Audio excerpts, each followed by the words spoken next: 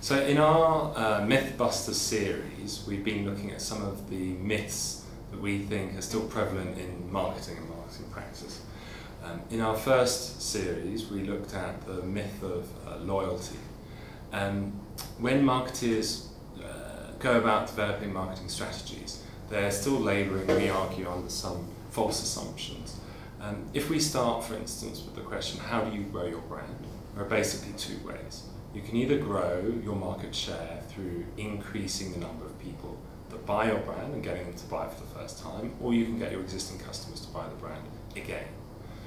Now, either of those strategies is seen as equally valid, but the research tells us that actually, while penetration is something that varies significantly, loyalty or frequency of purchase doesn't actually vary very much. And it doesn't really matter what category you're in, whether it's shampoos or washing powder or even beer.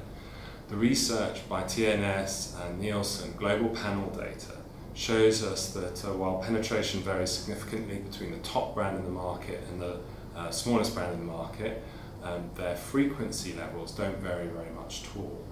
So washing powder, I think, is bought roughly just under 4 times a year for the top brand, with 22% market share, but Persil in the UK, for instance, whereas the number 5 brand has almost the same purchase frequency.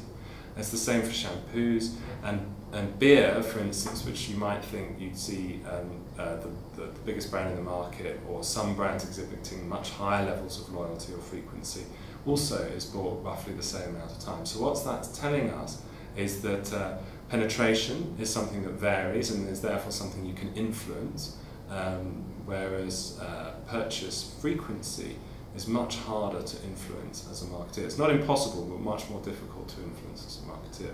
But not a lot of people understand this, and so they don't necessarily focus on the right thing, which is really about increasing penetration, or the total number of people.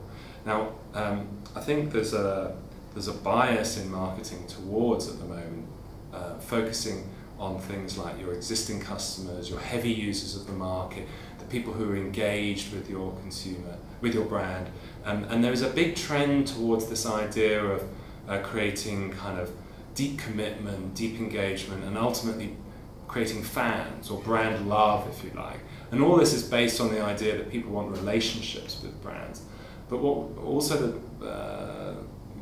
if that were the case, if people wanted deep relationships with brands, then you'd probably see very high levels of loyalty. You'd see people buying one brand a lot more than other brands. But in fact, you don't. You know, the data's showing you that frequency levels don't really change very much. So this assumption that brand love is something that we should be aiming towards, we also think is a kind of myth, is a myth. People don't really engage with brands in the way that people like, or marketers like to think that they do. And you can see that in the research that's been done on levels of engagement by consumers of the brands they like online. So of the brands that people liked online, only 0.5% of the people actually engaged with the brand that they had liked on Facebook. Of the 30 brands studied, only 1 brand had an engagement level above 2%.